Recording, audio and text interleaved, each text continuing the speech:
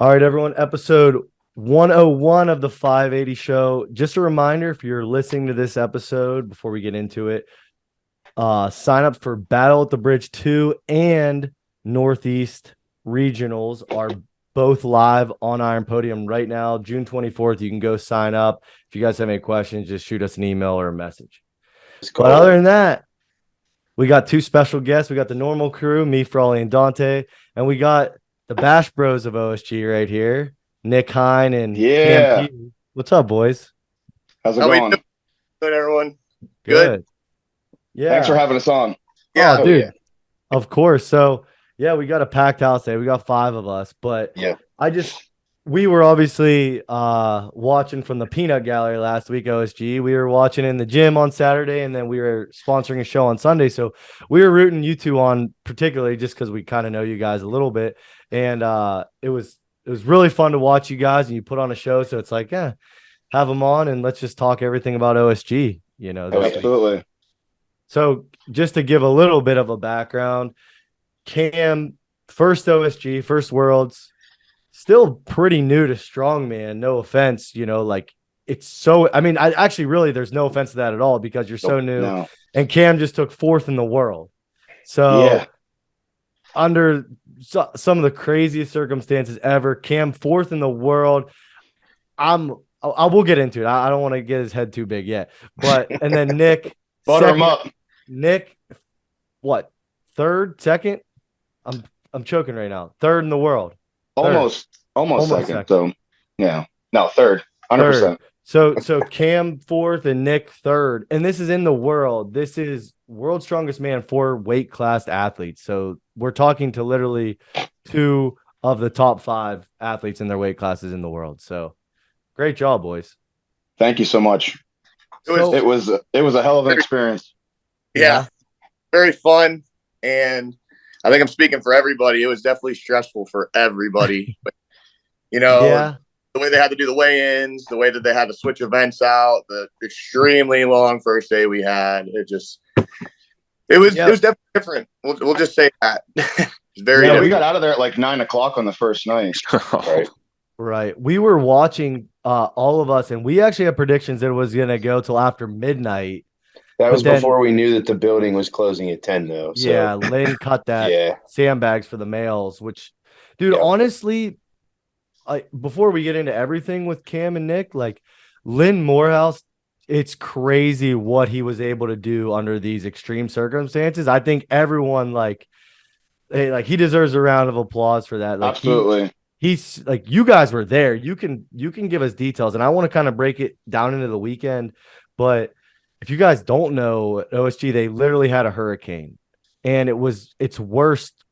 What, like Thursday and Friday when weigh-ins in day one were supposed to be. OSG is supposed to be a 3-day event, and obviously it sucks to do all the events you guys did in 2 days instead of 3. But I mean, just for him to even run the event and run it as well as he did, like, you guys can talk about it a little bit, but just great job to Lynn Morehouse is basically what I'm trying to get to. Agreed. Yeah, absolutely.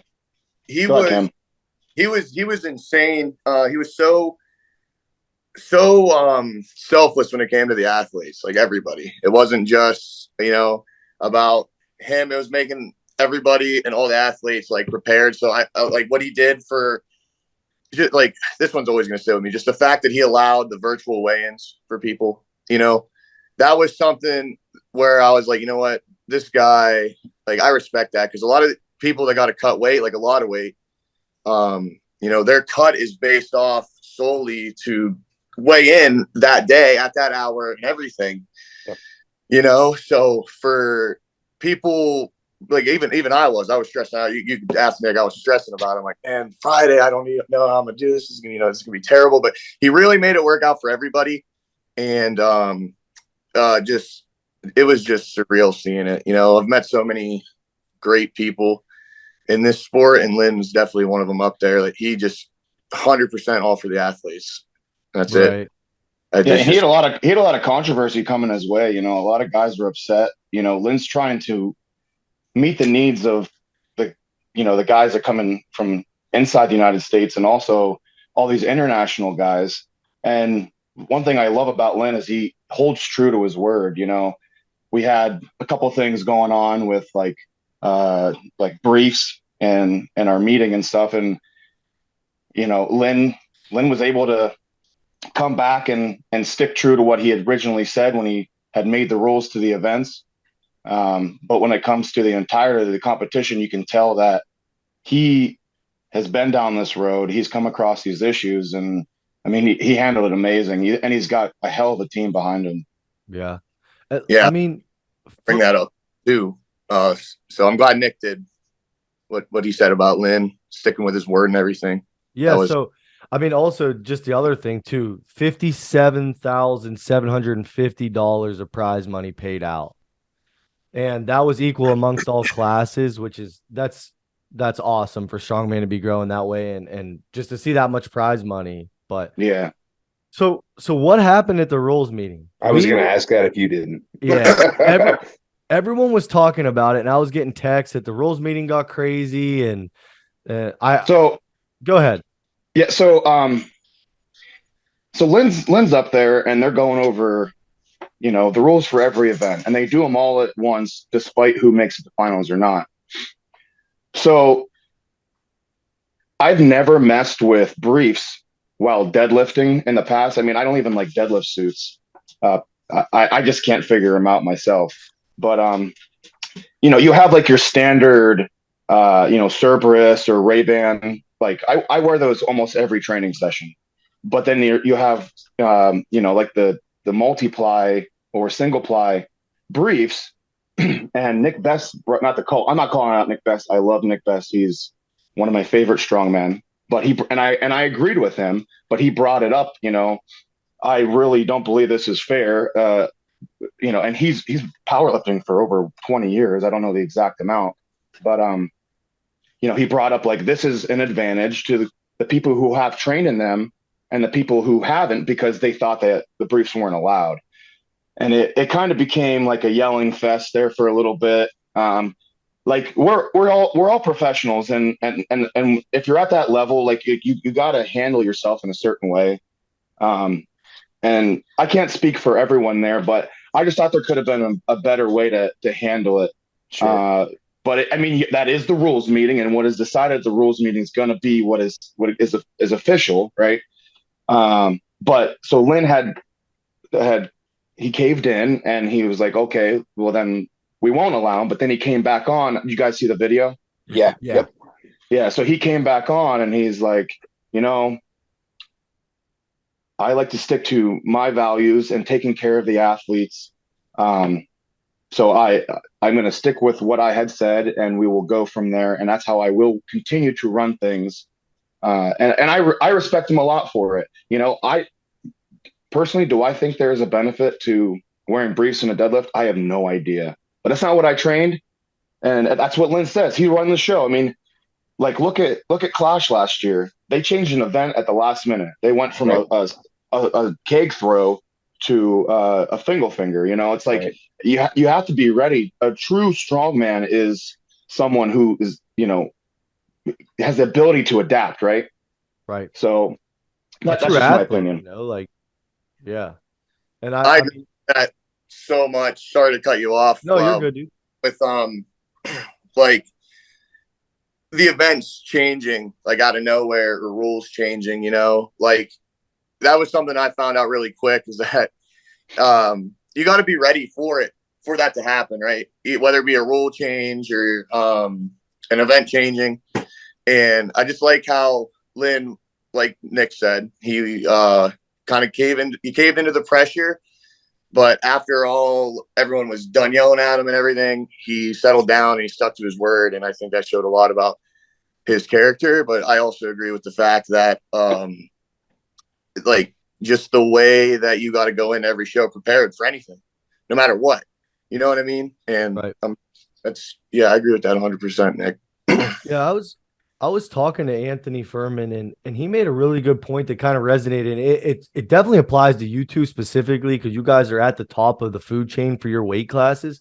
Is that as strongman does grow, you know, we're in such a niche sport, and as we do grow, we're on ESPN last year with Clash and OSG. You know, if you saw, I don't know if you guys ever got to see, but the live stream, there was over 3,000 people watching you guys at all times. Yeah. Wow. And so being able to adapt as an athlete, Nick, you made a good point. And I think as strongman grows, strongmen have to learn how to act more as an athlete versus just a hobbyist who's competing, especially you guys at the top level.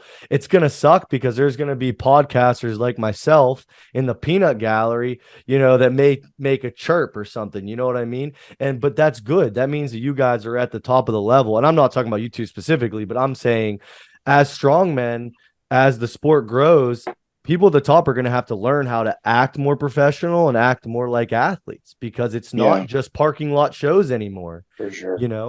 Which is good for us. And it's okay to have a disagreement. Go ahead, Nick. No, sorry, go ahead. I was just going to say it's okay to have a disagreement, but you can have a disagreement in a reasonable manner, right? Like you can vocalize your disagreement in a manner that's not screaming and yelling, right? So yeah, right. Yeah, so we don't have to harp on it, but like because this is a niche sport, I think something that I try to do with my local community and everyone that I meet, I try to just represent this is a family. Like we keep the negativity out. No one wants it here. We know that we all go to extreme measures to eat better and train harder and recover harder.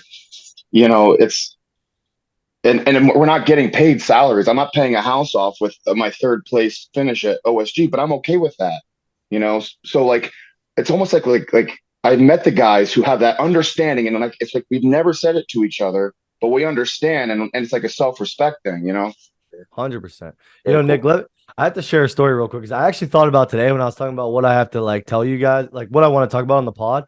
But I remember probably 3 or 4 years ago, I was talking on the phone with Mike Rusonis, who you and I are both friends with. And he said, because I was talking to him about starting my gym, which obviously has started, and running shows and stuff. He said, you remind me a lot of a guy named Nick Hein out here east. And I was like, oh, this guy, this guy's probably a loser. And then I go to PA Strongest Man, literally probably 6 months later to judge to help Mike and Liz out.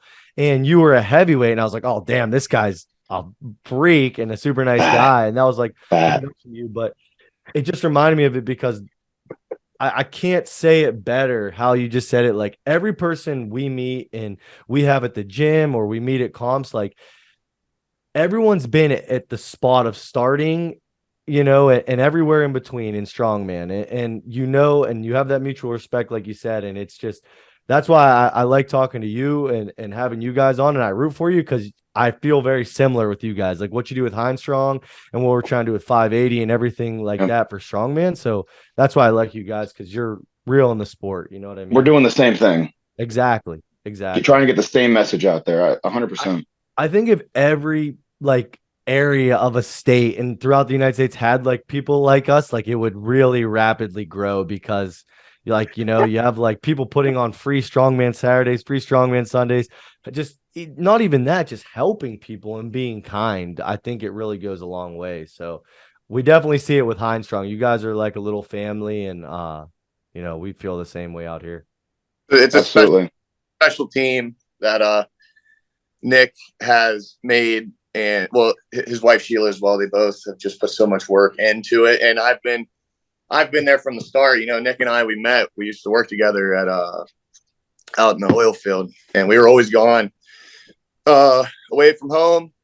So him and I, we really bonded really quickly. And I just remember having a conversation with him one night that we were down. We sat in the truck all night and just talked about everything and the desires that we want, or the things that we want to do with our life that we, can take control of. And Nick told me about how he really wants to get his gym going, and he wants to do this, he wants to do that, he wants to be one of the best, he really wants to take it seriously. And he manifested it, because what he's got right now is something extremely, extremely special. It's kind of like what you guys got at 580, but the athletes that Nick has gotten and brought in, and his little town that he lives in, it's a special thing. I definitely think, and Dante, I think, could speak in on this as well. He went there when there was a couple people there when he was, I believe, preparing for strongman nationals, right? Yeah. And just, I'm sure Dante could agree with me 100%. It's something special over there. It's just, Yeah. you Well, should definitely all you take a can trip one day. tell. You can Dante tell. tore my meniscus. If he didn't tell you, I did not tear anything. Okay, listen. You're trying to show me how it's done, and you did it, but you didn't wear your knee sleeves, unfortunately. that's right. No, I appreciate that, Cameron. But you were saying like Josh, you were saying you wish like this was more around around the states, like what you're trying to do and what I'm trying to do, and it's just these little efforts. But with what you're doing with your podcast, that's exactly what you're getting out there. People are going to say, hey, I feel the same way. Some guy might go in and start up a little garage gym. I started my gym and right across the street in 2019, free strongman Sundays. We've been running ever since. So That's well exact now it's same. Saturdays. Exact same. We started in my uncle's garage. We started in a corner of a CrossFit gym, then my uncle's garage, and everyone just kept showing up. So Yeah. it's been really promising because I've had like 3 or 4 people message me in the last couple months about wanting to start a strongman like club where they're at. And it's a lot of work, but like it's super rewarding. And I'm very blunt with them. But like if you want to do it and you truly like it, people will show up and there's a desire for it everywhere. So, and I do think there's a lot of people like us, Nick. I'm not saying that. Like, Yeah. I'm sure throughout, the US, there's a lot of people the same way. And Yeah. it's good to see. I just want to see more of it. Absolutely. I would love to see strongman in years to come, like closer to the CrossFit model where there's like strongman gyms popping up everywhere, and it's like strongman is their main priority, and it's not just a log and like a couple weird stones and a sandbag in the corner, it's like the premier thing at that gym. So I think it Hey, can that's be. how I started.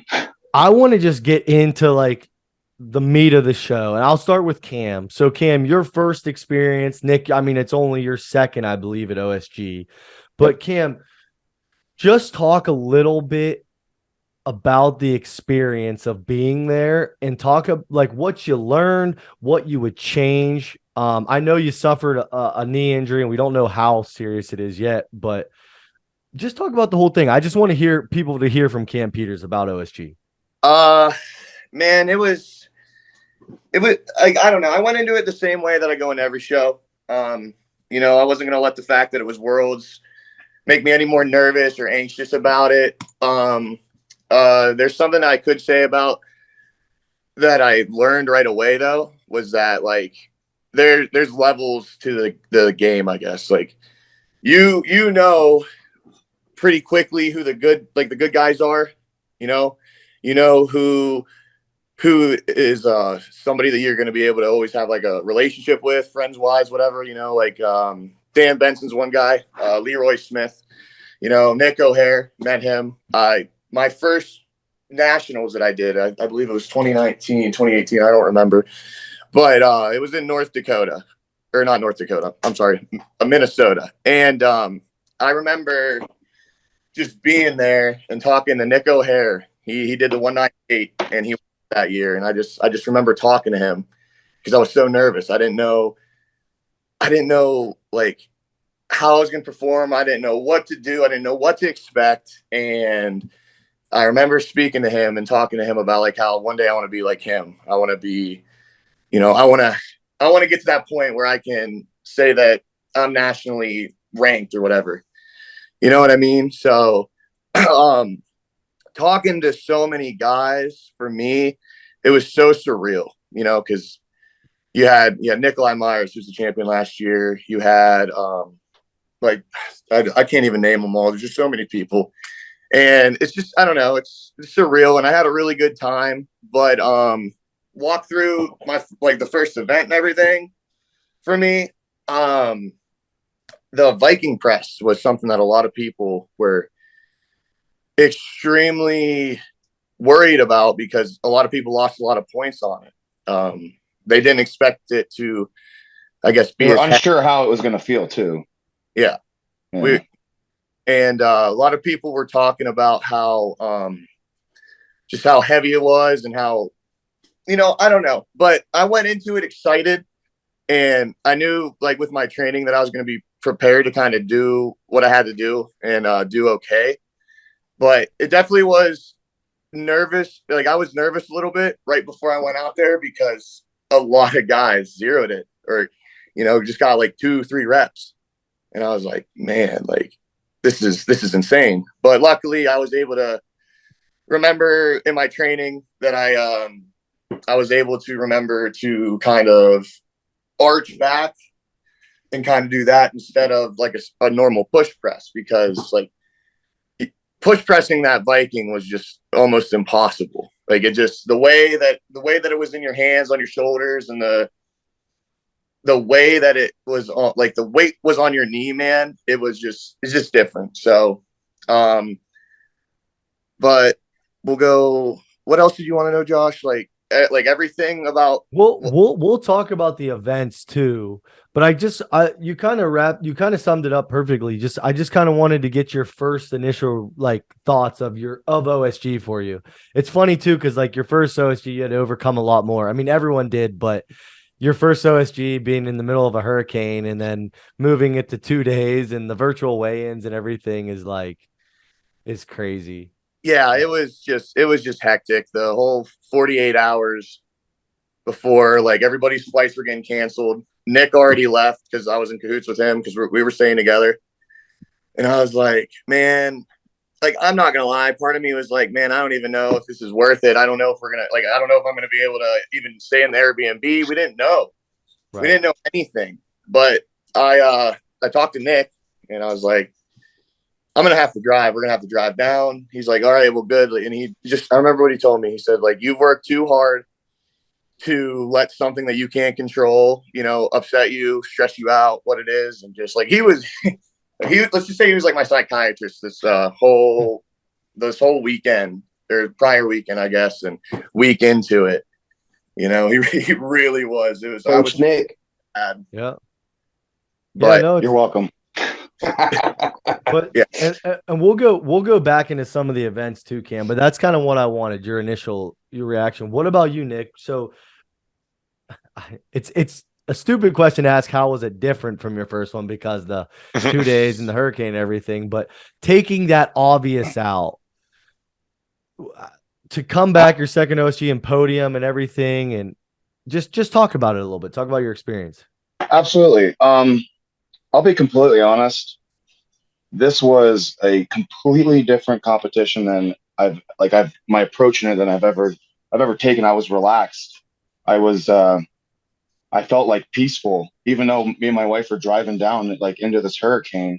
Like she's getting these messages about, everyone has to drive and no one can fly. And I'm like, it's going to be fine. It's going to be fine. Like where any other competition, I would have just been going crazy, freaking out. But there was no reason to freak out. Whatever was going to happen was going to happen. But specifically going into OSG for my second time, I actually felt prepared for the first time. I felt prepared physically. I felt prepared mentally. You guys know Darren Zola, right? Mm-hmm. You guys work with him. He's a member in our gym.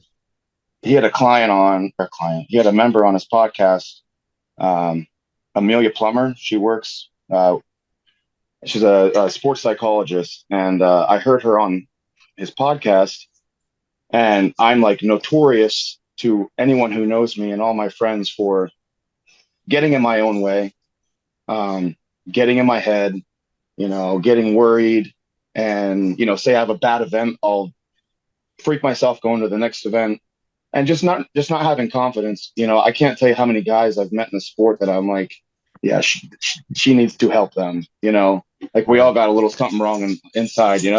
Yeah. But I worked with her for like 3 months going into this, and it gave me like a calm and a peacefulness to go in and handle it. Just knowing that I did everything I could to prepare for OSG. I think also that my clash experiences had helped. So my first 105 comp was OSG last year. So I did last year. I did a qualifier. I did Clash. This was my fourth 105 competition, but I learned a lot from each one. You know, mostly from the guy just being around the other athletes. I mean, you got to be a sponge when you're there. I mean, I can't tell you. I was watching Andrew Clayton here and there, and that dude, he's on a different wavelength.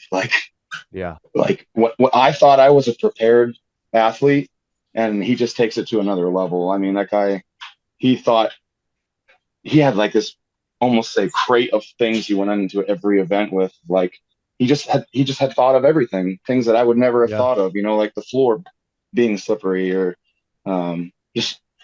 But I, I digress. I felt prepared for this competition, and that was the biggest difference for me Right. going into it. So Yeah. Plus, you didn't have to sweat out like 30 pounds. that's another thing. Yeah. This was my first comp that I didn't water cut at all. Really? I went Didn't from cut at all? 255 to 230 dieting. No shit. Wow. Yeah, That's awesome. I I don't know. My wife is a miracle worker, Yeah. but Huh.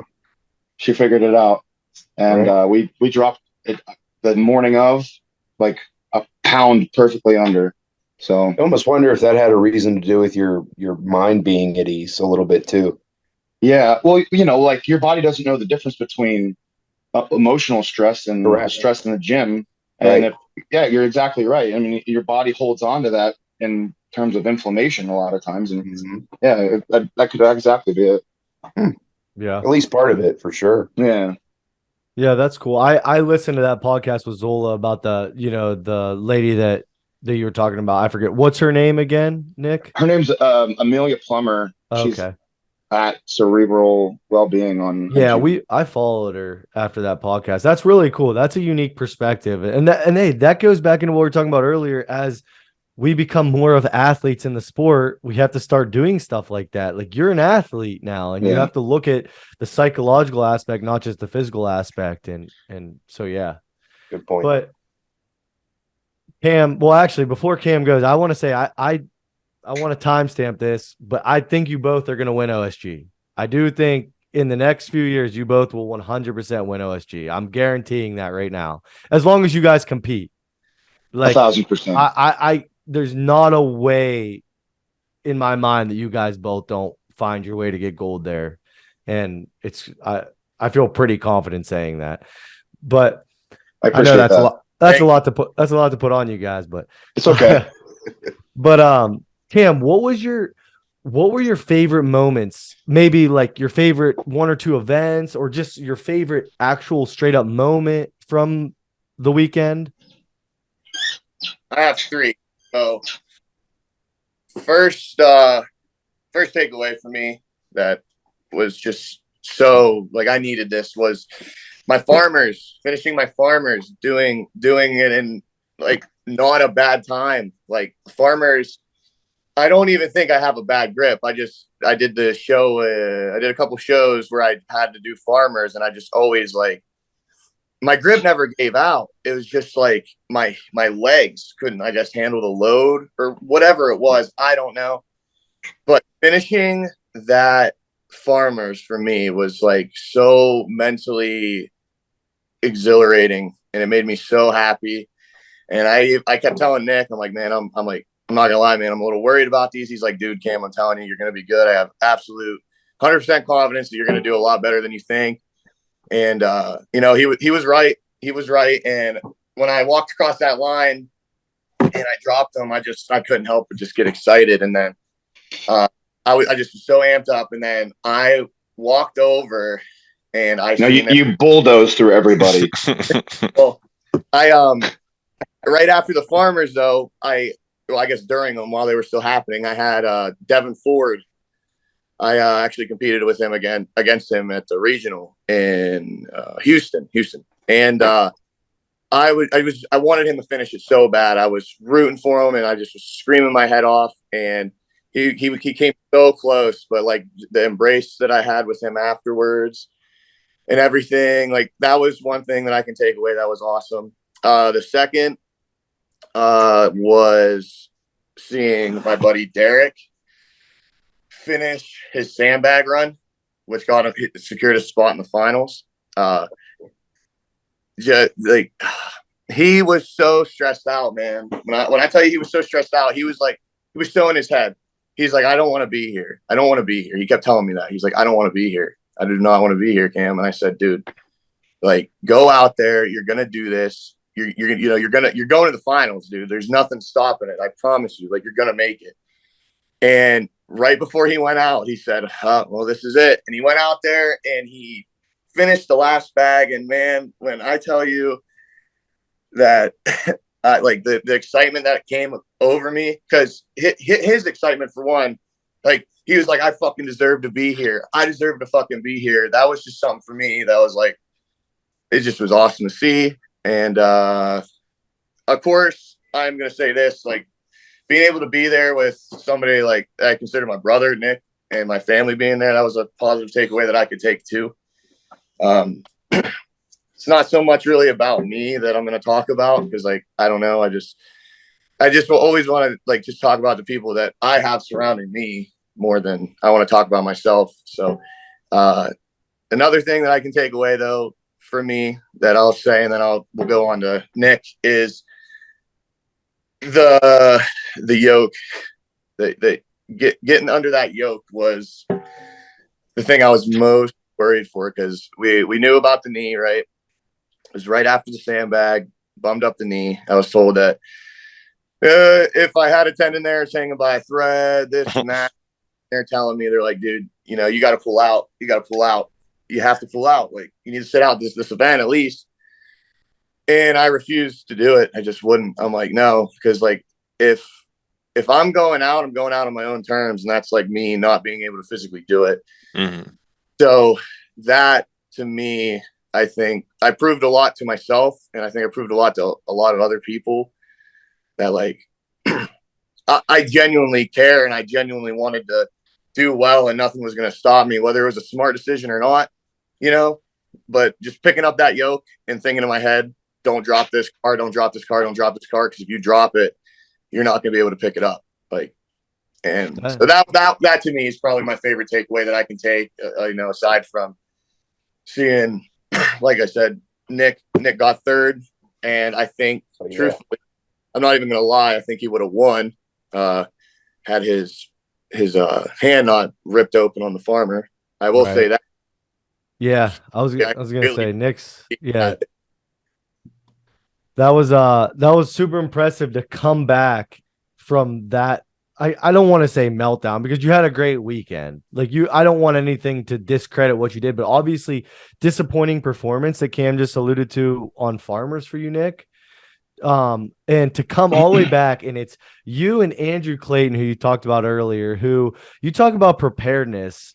You know, he's been doing this for 13 years, 14, something like that, like a ridiculous number for not being an old guy.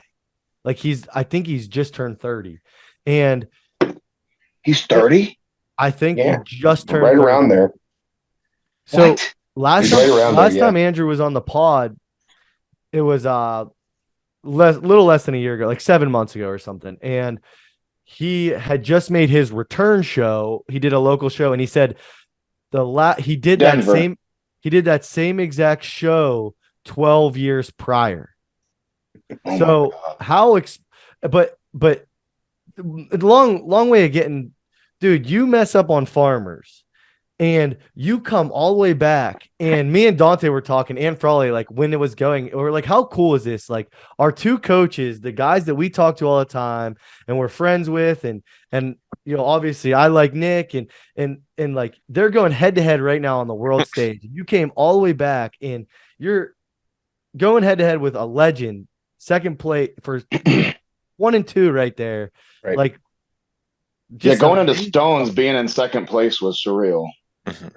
Yeah. So just talk about your weekend, Nick. I would like to tell you the Farmers part of the story. So I was, like, notoriously bad at Farmers. It was my kryptonite. It was my Achilles heel. It was my worst event. Just I'll have a lot of tendonitis, arthritis. I can make up a bunch of excuses, but I just was terrible at it. And so I worked that event harder than any other event in my training going into this preparation. And I gained a lot of confidence. I've carried 150 kgs. I've sprinted with the first weight we were supposed to do. I mean, like I did everything I could do to prepare. And my wife's like, you should be proud and you should be excited. And I'm like, no, I just need to seal that one. I need to do it in a competition to prove myself. You know, like I had that. It's like a little tick. You know what I'm talking about?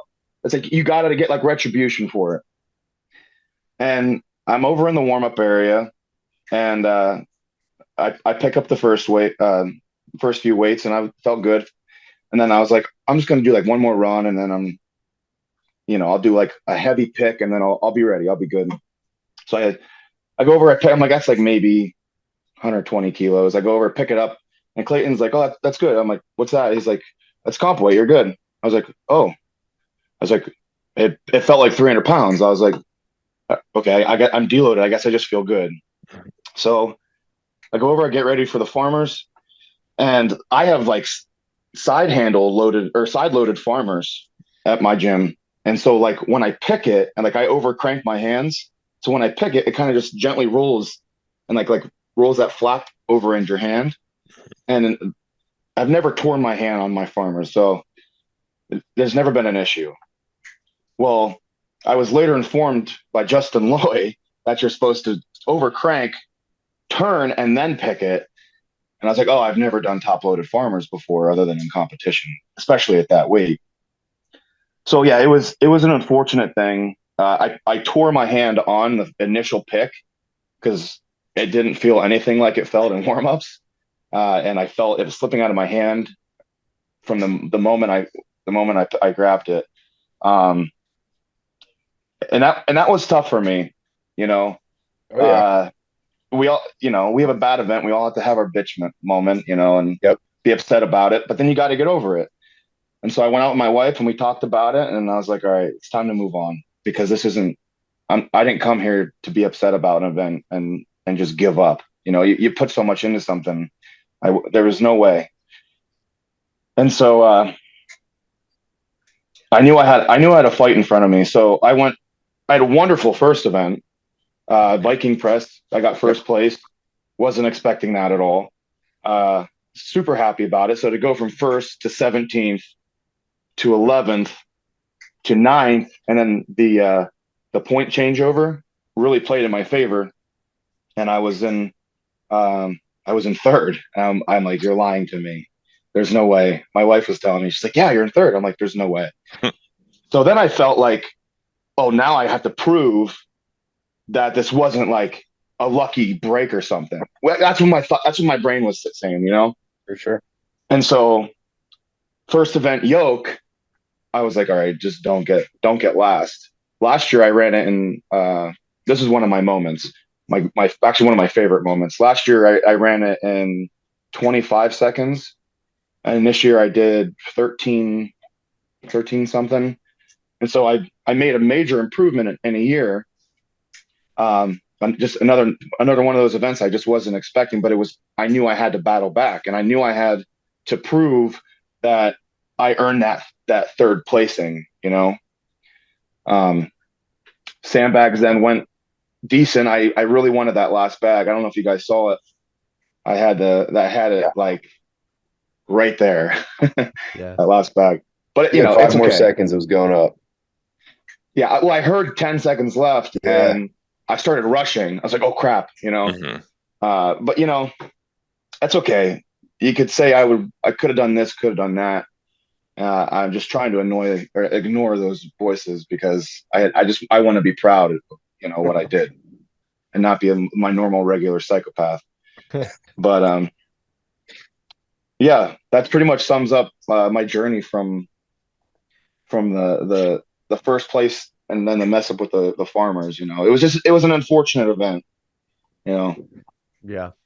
Well, yeah, it was really cool. I still don't understand how they do the repoint thing, but you deserve to be where you were. Like I'm sure Lynn has like everything very calculated and thought out for the world level. So like it was just so cool to see you guys compete at the highest level. And Cam, you said you don't want to talk about yourself, and you shared a lot of stuff, but you work in the oil field, right? I mean, you talked about you and Nick. I work in the oil field, but I have a cushy job now. I'm a safety guy, so I don't. But do you work a hitch? Yes, I work. You, I work 2 weeks on, and I work yeah, 2 weeks. I have 2 weeks off, so I work a yeah. twin. Like people that don't realize in the oil field, like that's like what I think I asked Dante about this like 10 times probably over the last year. I'm like, are you sure Cam works in like oil and gas? Like he's working a 14 shift hitch because I don't think people that are not in oil and gas understand how impressive that is. And Nick, you understand. 100%. Cam just took, let me just put like, Dante, you actually talked about too. Like you see Cam just drag like a circus dumbbell into like an LA Fitness on like Instagram. And it's, I don't think people realize the different level of dedication that it takes. And I can see it because I've worked in the oil field. Nick, you have. This dude works 14 days on a rig on a drilling rig or whatever you do specifically. Help, but whatever. This dude is away from home for 14 straight days. And then, and it's one of the worst shifts ever. Not to rub it in, Cam.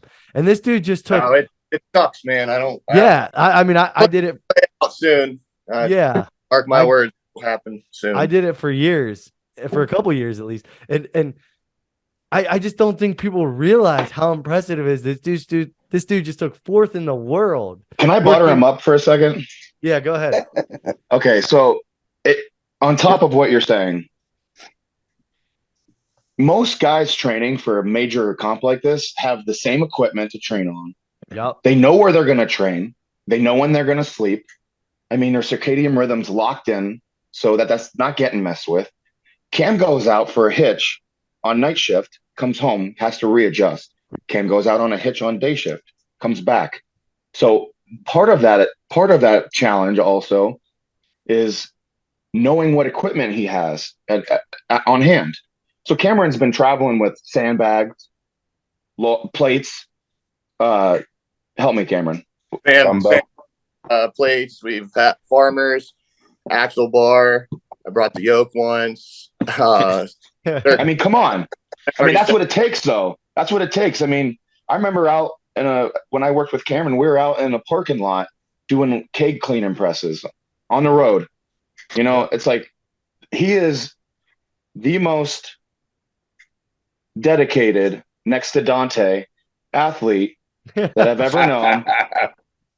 I mean, I know Dante would do the same thing. Yeah, no. But except I have a cookie cutter desk job, so I just well, you guys know, okay, you're out at the rig, right? How many people use being on as an excuse? Oh, dude, they eat donuts that a sales guy brings out, and they don't go to the gym because you always see, when you go into a trailer, you always see those pair of 25 dumbbells sitting in the corner that are dusty.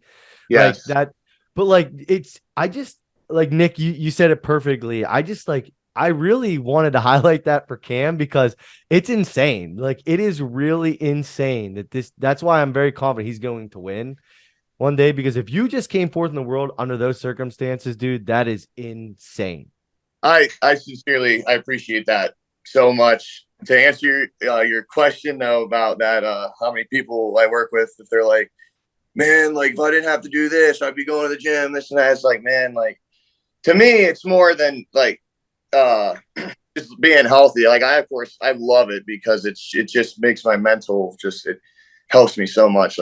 I've been training for over 10 years and I've never in the whole 10 years I've ever taken off more than 3 weeks. I believe 3 weeks was my most I've ever taken off.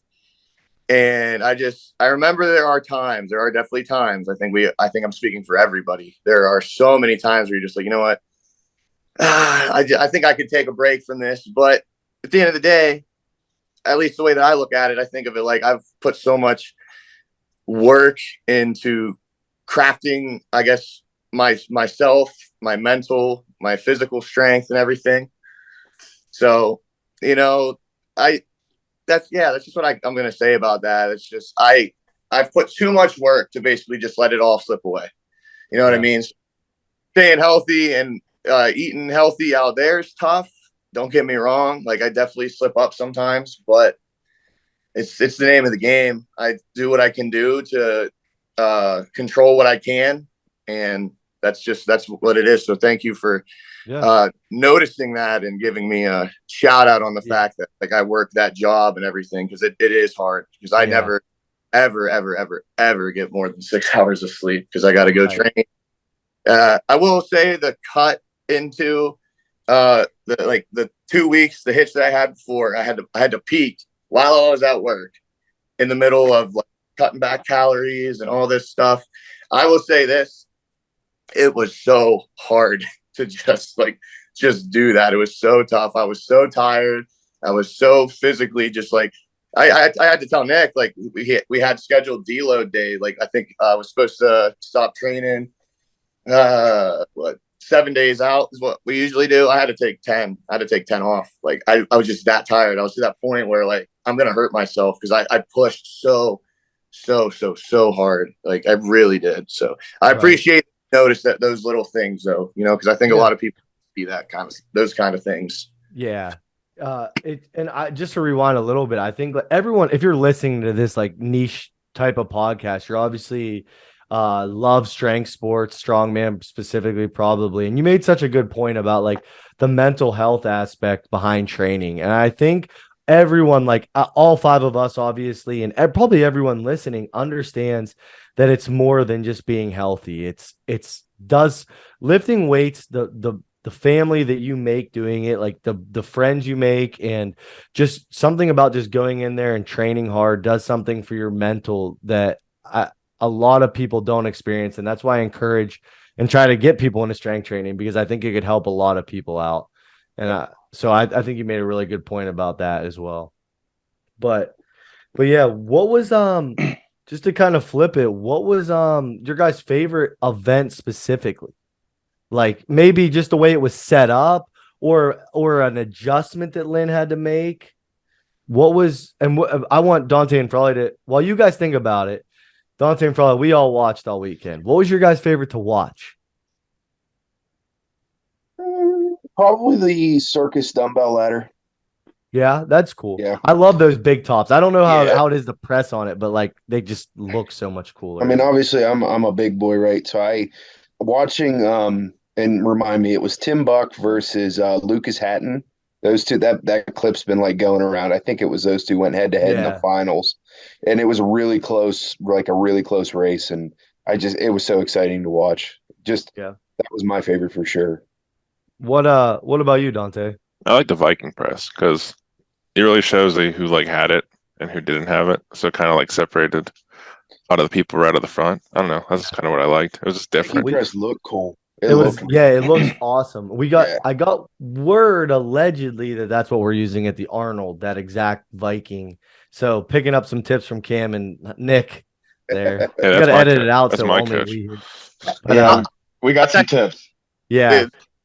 The advice that I gave Nick, because I had to go before Nick, just the way that the classes went. So when I would come off, I would find Nick instantly. I'd be like, "Hey, so this is what this feels like. This is what this feels like." Well, I remember, and I will always say this, that I told Nick when I went out there. I'm like, Nick, it feels exactly how it should feel. Like the weight that, like the 295, it was absolutely 295, right? There's like no way that I think it was any heavier. But I told him, I said, whatever you do not go into this and push press it. I'm like, am I still on it? Yeah, you're here. Oh, okay. It looked like it froze. I said, whatever you do not push press it. Like, I always mess this up, and Nick's gonna have to probably correct me. But I was like the theriatric arch or whatever, basically like thoracic. Yeah, arch. I'm like, did you say geriatric? I thought he said Jurassic. I like all of them. That's why he's the coach, right? Well, anyways, he went out there, and I told him, I'm like, just do that, dude. Like, whatever you do not push press a single rep. Literally, just shoot it back and press it. And he went out there and he did exactly what I told him to do. And it was like such a like, oh my God, like the like his athlete kind of That, like I think it worked for him because right out the gate he did that, and he got 12 easy freaking reps, like easy Yeah. reps, and well, first of all, they weren't easy. They looked easy on when we were watching. You guys were on the big screen at 580. We were all crowding around watching we had you guys up on the stream. But Well, the first 8 were easy, but the last 4 weren't. yeah. Well, let me ask you guys a question about OSG. So Lynn had to make some modifications to assure that logistically it could literally just get done. So, for example, the sandbag, the farmers, you guys cut some stuff. And one thing I really actually liked, and I'd like to get your guys' thoughts on it. The deadlift cutting it back to 45 seconds. I actually really like that from a viewer because you get all that action because you guys know at a pretty heavy deadlift, there's not many people pulling For 60 past seconds. 45 seconds anyway. It's kind of people throwing that Hail Mary, you know, for the most part. So how did that change? Cam, you go first and then Nick. How did that change your guys' I guess your guys' plan going in, like when you found out the changes, did it change a lot or was it kind of like, dude, I'm just gonna do it regardless and just go balls to the wall? Yeah, so for me, it didn't change anything for me because, like you said, when you're lifting that weight, you typically don't make it the full 60 seconds. But I also took into consideration that, like, because like I said, I wasn't gonna let it bug me. I didn't care. I just like whatever, man. I'm gonna do the best I can do with the time that I'm given. The thing that I'll say though, sure, like I don't think it made that much of a difference because if we had 60 seconds, you had to start like 10 feet away or 6 feet away, and then you had to strap up, and then you had to get down calls, up commands, and all that stuff. And like all those things were taken out. You literally just went out there after you warmed up, you strapped in, everyone was ready, and it was like best guy wins. You know what I mean? And I like that. I think the shortening of the time, the 45 seconds, a lot of flipping people were freaking out about it. A lot of people. And I was just like, man, it is what it is. We got to do it. So You're all playing under the same circumstances, right? You know, you're all doing the same thing. So it's and I liked it personally. I liked it a lot. I like how they did that. I liked watching it better. Yeah. It was action packed. Yep. So I Nick, what agree about as you? a spectator. I think it played into my favor. If I went back and watched like my 2 previous axle deadlift videos from competing, and I don't think either of them. Yeah, neither of them. I made it past like 45 seconds. I had a fail at like 59 seconds at Jersey, but I actually hit my last rep like 2 seconds out in that 45 seconds. So I thought it was perfect because usually when I do like a rep event for a deadlift, I try to go out quick because I know that lactic acid's coming. So I thought it was fair because we're all doing the same thing, so there's no reason to get upset. But I was hoping it would play out in a benefit. Now I don't consider myself a great deadlifter. I think I'm better at reps. You know, I think I can beat some guys who have a higher total or higher single than me in reps, but I haven't been a great deadlifter, and I didn't do anything, you know, crazy. Like I think that the top 3 guys had like 10 reps, McKeegan and Stephen Bradley and one other guy. But no, I mean I was fine with it. I think all the changes that were made were not a big deal. I kind of wanted that first bag in the sandbag medley, just because I wanted the challenge of, you know, I think that might have separated it a little bit more. I think some guys who maybe didn't have the conditioning for it, you know, wouldn't have got as close. But only 2 guys did finish the sandbag to shoulder medley, you know.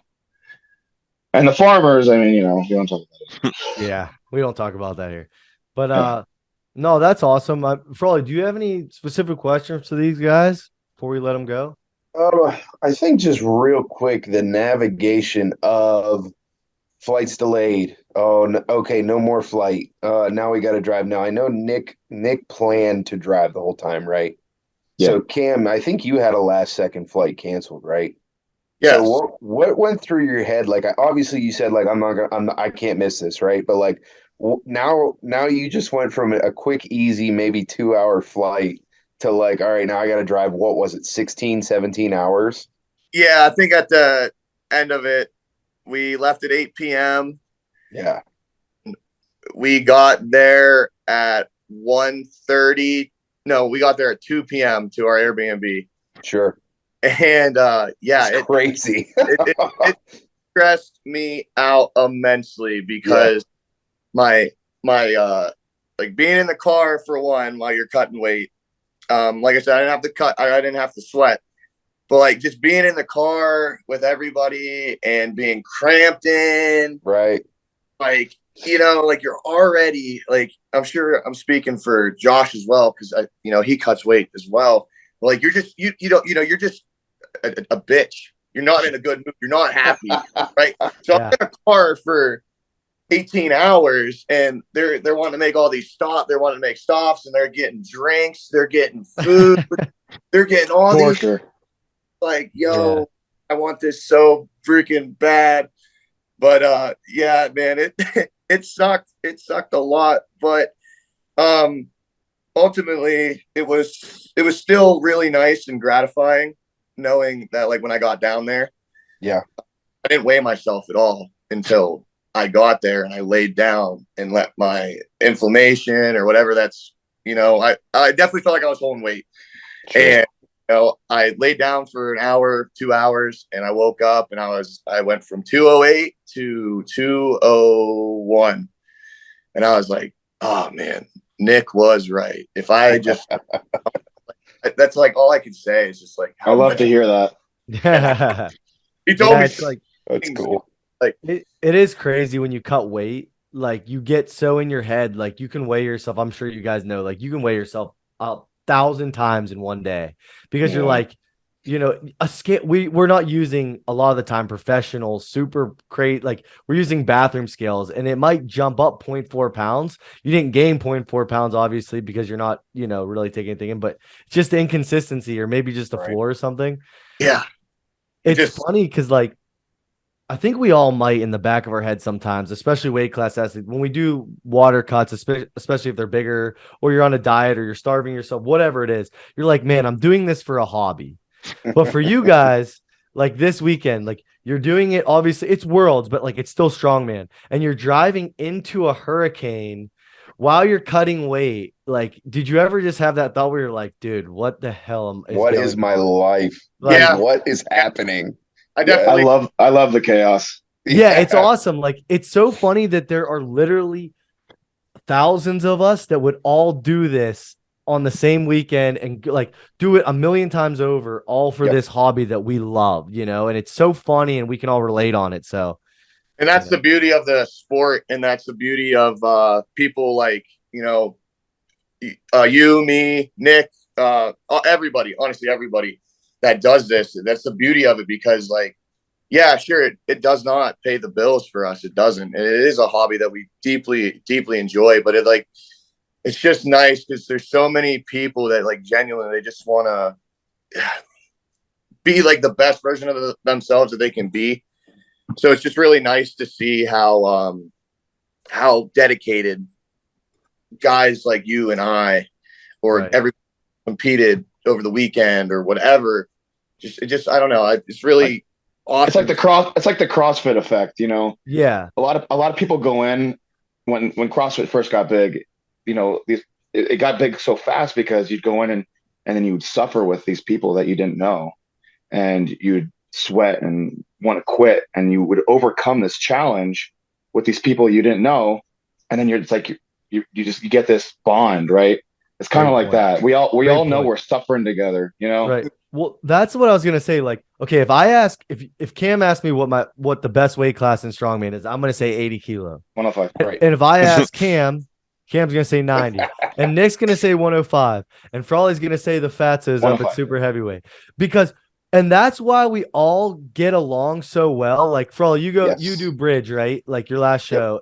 or well, you did nationals, but and you get along and you make friends, right? And so does Cam, Yep. and so does Nick, and so do I. It's because we all specifically we're already doing this niche thing, and then we relate even more with the guys in our weight class because Yes. like for all you guys don't cut weight, but like No, you do, thank but God. you're lifting the most weight. So like Yeah. you guys are the ones that people really want to see because they're like, dude, Yeah. this guy's deadlifting 800 plus pounds. Like everyone has and that's why like strongman is so special because we all can relate to each other, and then specifically in our own weight classes. So that's a great point, Nick. That's a really Yeah, good point. and that's what I wanted to get to with Cam too, was like we can all see what you went through when that flight got canceled and you made the decision to drive. Right. It was a non-factor almost, right? Like you're immediately switch off, and that's kind of what I wanted to get to with that question, and I'm glad that we made that come full circle. But it's just like, dude, immediately in your head, you're like, I'm going. Let's go. It doesn't matter. I'm getting there. That's Yeah, awesome. That's so cool.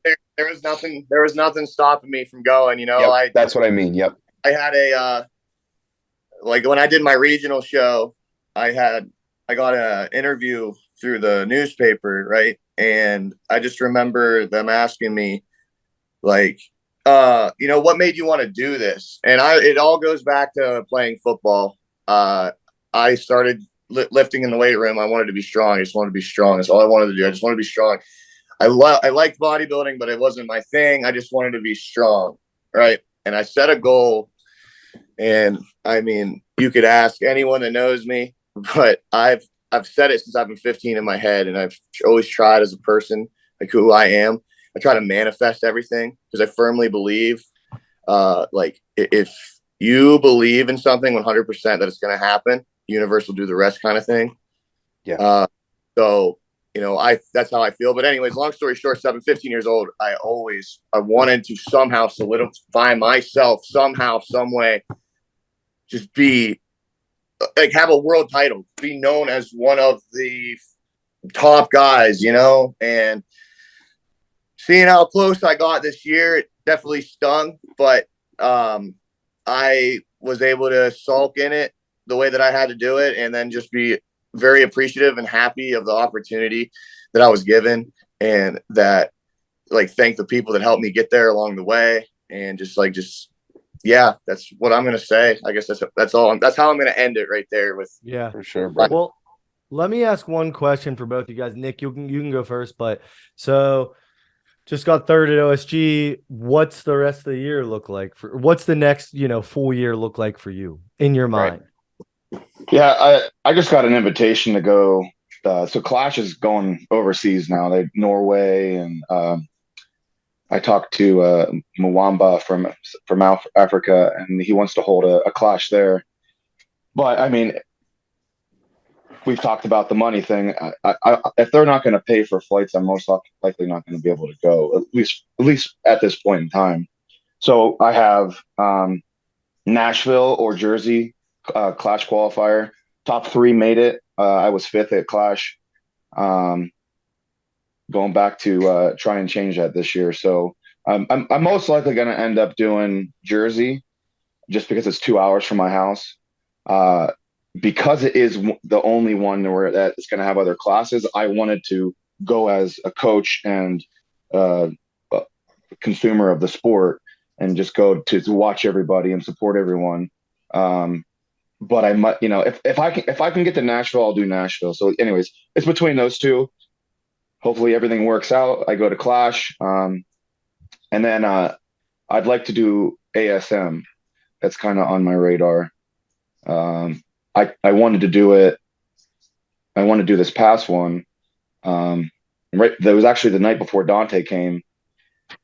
I had messaged Furman, and it was like a month too late on signups, even though the qualifiers were just starting. And I hope that this sport gets just a little bit better at getting information out. I'm not saying they did anything wrong, but I looked everywhere for a while and I couldn't find anything.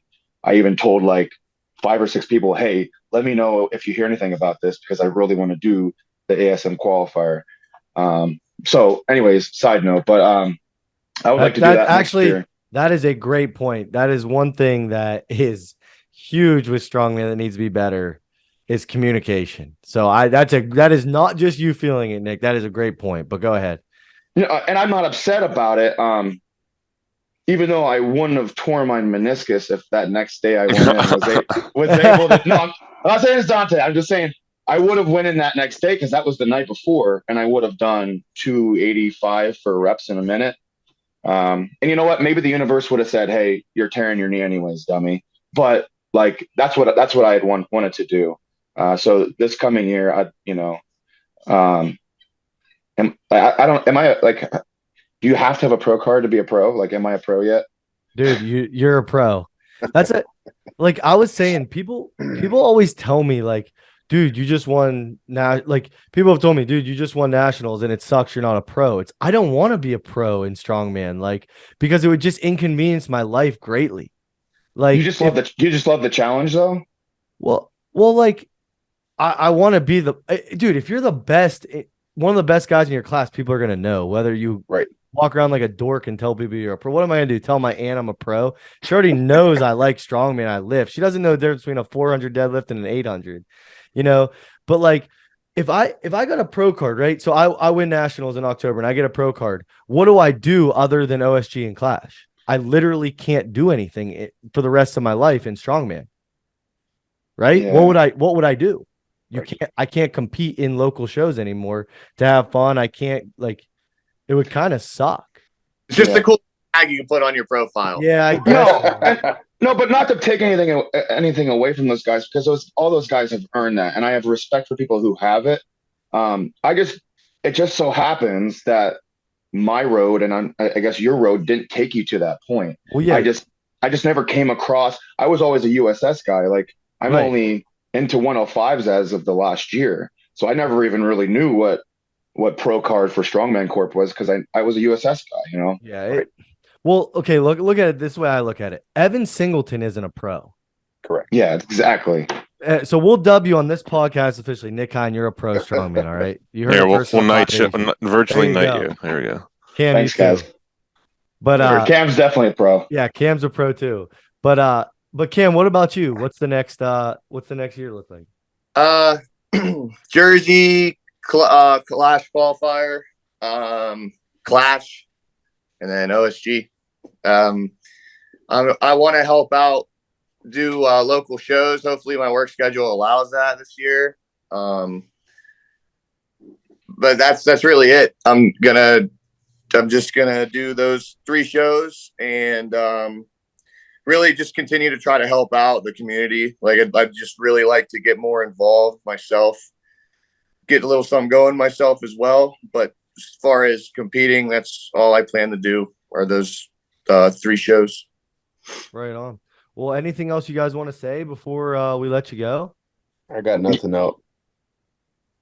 I appreciate you guys coming on so Yeah. much, and we appreciate everyone for listening. Make sure I'm sure Dante has your guys' handles up on the screens, but make sure you follow these guys. They're awesome and they're fun to watch. So follow along and thank you guys so much for coming on. Yeah, thanks for having us. It was a fun time. Yeah. Seriously. Thanks, guys. Talk to you guys soon. Hey Nick. Yeah.